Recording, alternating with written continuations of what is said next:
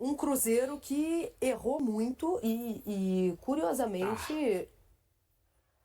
olha, vou falar. Fala. Mas aí no final do campeonato talvez você mude de ideia. Acho difícil, mas vou falar, tá? Mudou de treinador e caiu. Mudou de treinador e vai levar um tempo para se acertar. O Seabra, pra mim, o time vinha apresentando... É porque zerou, né? Agora a gente precisa aprender quase outro futebol, que é o que o Diniz prefere. Então, primeiro que zerou na diretoria. Quando zerou na diretoria, zerou pro Seabra. Entrou zerou outro... como na diretoria? Não, quando trocou. Sim. Quando trocou o comando do Cruzeiro, quem chegou e falou assim, não, esse técnico aí que eu não sei nem de onde veio. Não, não tem aquele nome. áudio vazado que colocava pressão, que dizia aquele que escalava. Não, mandei jogar, mandei colocar. Contratei os jogadores, eu quero que jogue. Porque é técnico sem nome ainda, né?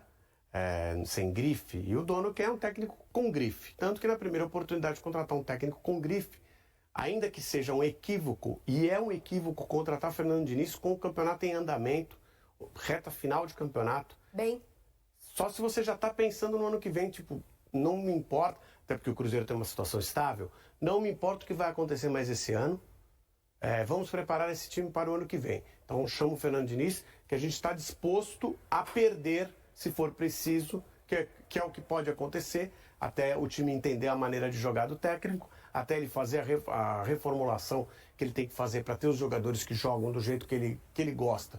E também para instruir alguns jogadores que tenham condição de fazer essa maneira que ele gosta de jogar. Jogarem desse modo que é peculiar. Então é um risco contratar o Fernando Diniz no meio final de temporada. e a mensagem que eu tenho entendido, Léo, é que o Cruzeiro meio que deixou o Brasileirão ali em segundo plano. Essa é a mensagem que eu tô entendendo, assim.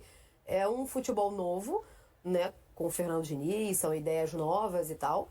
Embora o Seabra tenha, inclusive, pago por isso, né? Poupado em um brasileiro para investir numa Sul-Americana.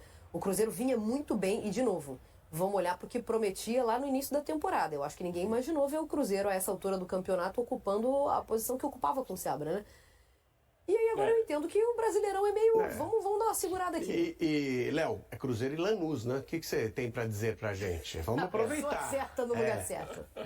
É Cruzeiro e Lanús. Dessa chave de Sul-Americana, se você for pegar, você tem Lanús, Cruzeiro, Racing e Corinthians. Desses quatro, o copeiro aí que já conhece o sabor aí da Sul-Americana é o Lanús. O Lanús é quem pode dizer com propriedade. Curiosamente, são os outros três que estão em busca do primeiro título. Não é um time que está fazendo um bom campeonato argentino, ao contrário disso, perdeu jogadores importantes.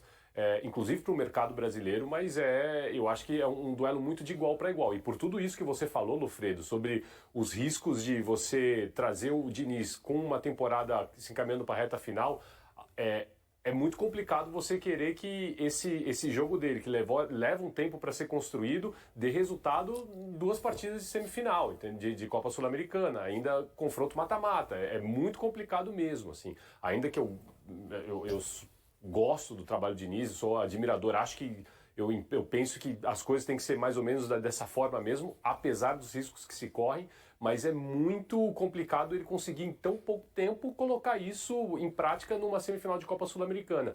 E lembrando que o Cruzeiro ainda disputa ali uma pré-Libertadores, né?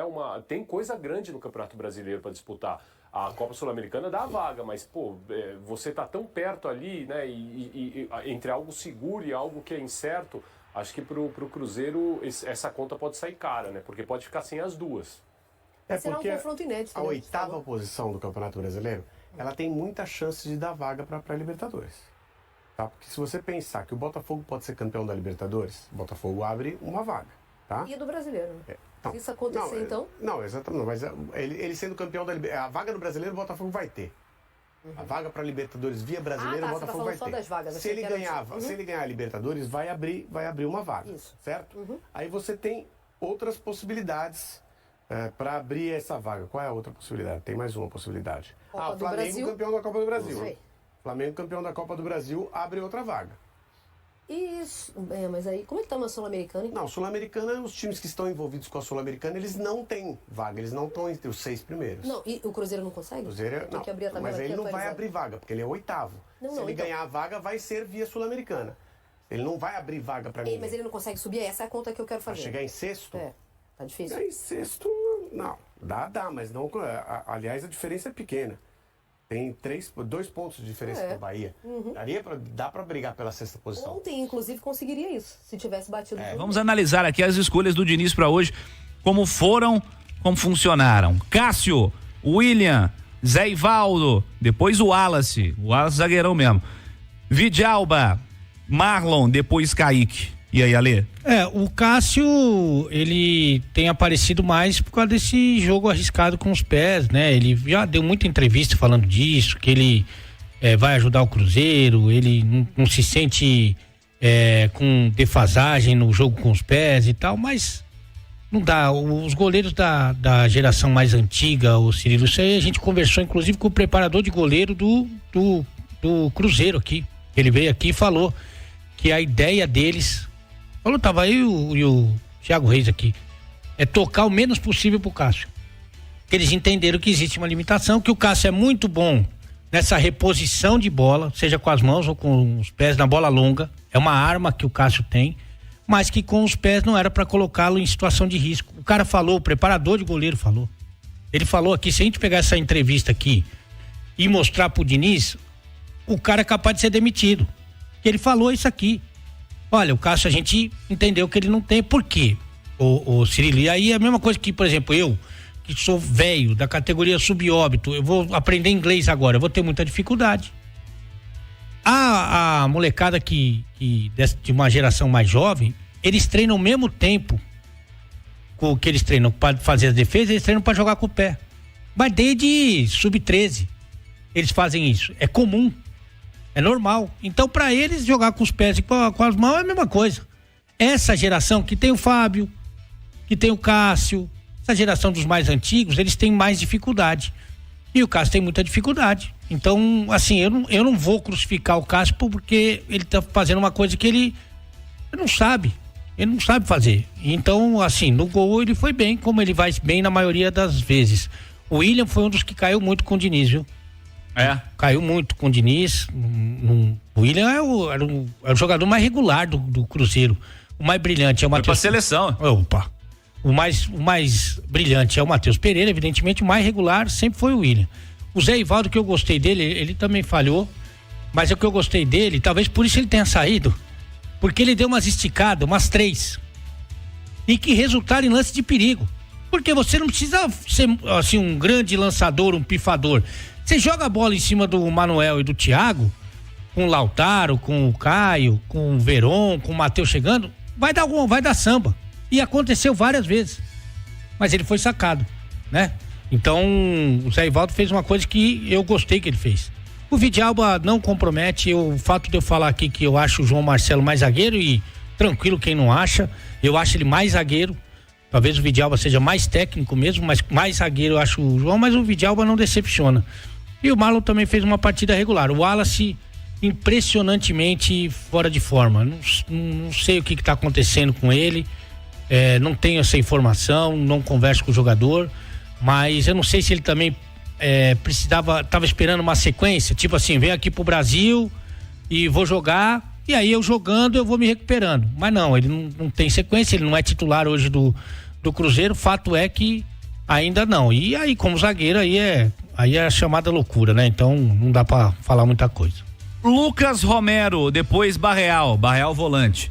Matheus Henrique, começou e terminou o jogo. Matheus Pereira, também começou e terminou o jogo.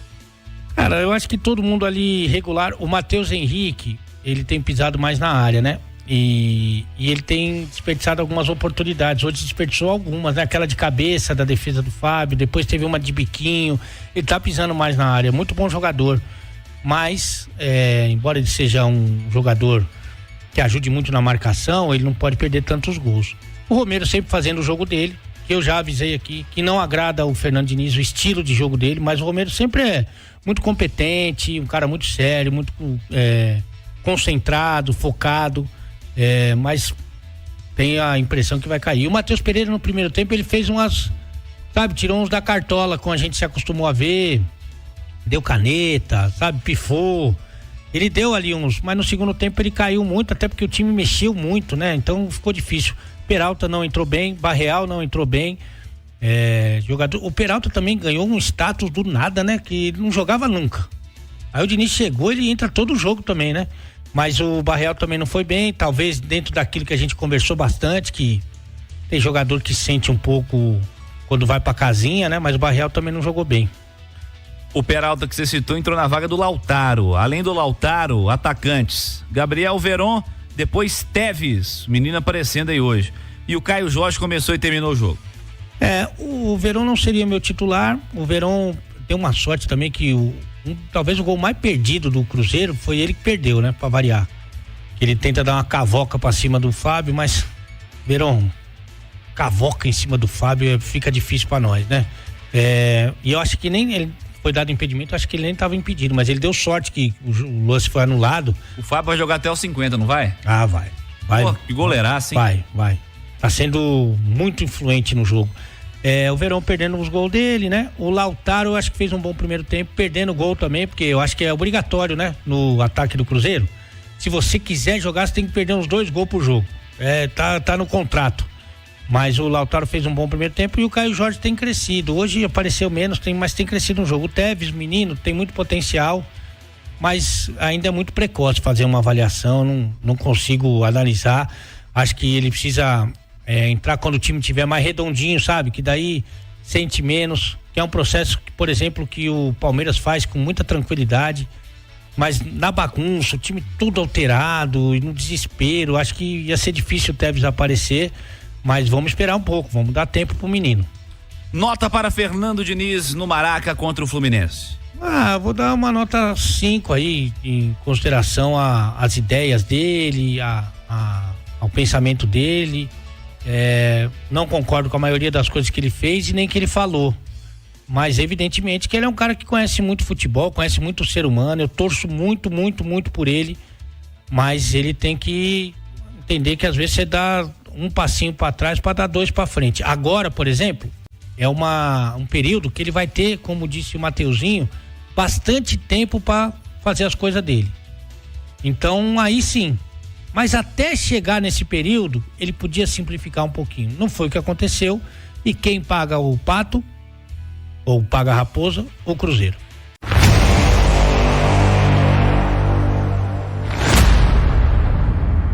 Alexandre Matos, CEO do Cruzeiro, afirmou que a dívida do clube é tão alta que pode levar até 10 anos para ser quitada.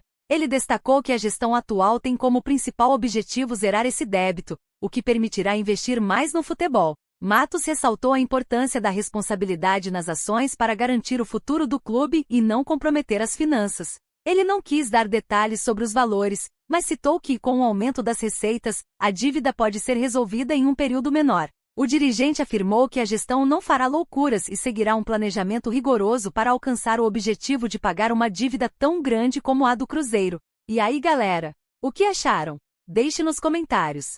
Não se esqueçam de deixar o like e de se inscreverem no canal e ativar o sininho para receber as notificações. Até mais, Nação Celeste! Vamos pra frente!